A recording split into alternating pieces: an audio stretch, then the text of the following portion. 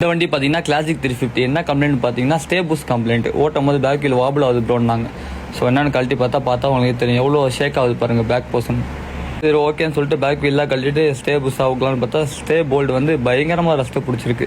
So வரவே இல்லை எவ்வளோ தட்டியும். ஒரு வழியாக போராடி கழட்டியாச்சு. ஸோ வெளியே வருது பாருங்கள், பார்த்தா உங்களுக்கே தெரியும் எவ்வளோ வந்து ஜாம் ஆகிருக்கு பாருங்கள் ரஸ்ட்டு பிடிச்சி. ஸோ போல்டு டோட்டலாக கண்டோம். சரி ஓகேன்னு சொல்லிட்டு ஒரு வழியாக ஸ்டே ஃபுல்லாக கம்ப்ளீட்டாக வெளியே எடுத்தாச்சு. இதுதான் வந்து ஸ்டே. ஸோ இதில் தான் வந்து ஸ்டே புஷ் வரும். ஸோ பார்த்தா உங்களுக்கே தெரியும் எவ்வளோ ரஸ்ட்டு பிடிச்சி ஃபுல்லாக இருக்குது பாருங்கள். இது போனால் தான் வந்து பேக் போர்ஷன் அப்படியே ஷேக் ஆகும். நம்ம வந்து இதே புஷை திருப்பி போட போகிறது இல்லை. இந்தியா வந்து கம்பெனி ஒரிஜினல் ஓல்டு வண்டியோட ஸ்டே புஷ். ஸோ பழைய மாடல் வரனால அதோட ஸ்டே புஷ். இது வந்து லேட்டஸ்ட்டு. ஸோ பிளாஸ்டிக்கில் வரும். இதுவும் ராயல் என்ஃபீல்டு தான், ஆனால் ஓல்டு மாடலில் வர ஸ்டே புஷ். ஸோ இந்த ஸ்டே புஷ் நம்ம வந்து அடிச்சிட்டோன்னா லைஃப் டைம் வாரண்ட்டி. ஸோ இதுக்கப்புறம் அந்த ஒர்க் உங்களுக்கு திருப்பி அகைன் வராது. இப்போ நம்ம திருப்பி கிளாசிக்கோட பிளாஸ்டிக்கை போட்டோம்னா 1 இயர்லையோ இல்லை 6 மந்த்ஸ்லேயே திருப்பி அந்த ப்ராப்ளம் வரும். இது வந்து நம்ம ஓல்டு வண்டியோட ஸ்டே புஷ் அடிச்சிருக்கோம். ஸோ ஃபுல் அண்ட் ஃபுல் மெட்டலில் வரும். ஸோ இது போகவே போகாது, லைஃப் டைம் வாரண்ட்டி. அதையும் மாற்றியாச்சு. அப்புறமா வந்து ஸ்டே போல்டுமே வந்து ரஸ்ட்டு பிடிச்சிருந்துச்சு இல்லைங்களா.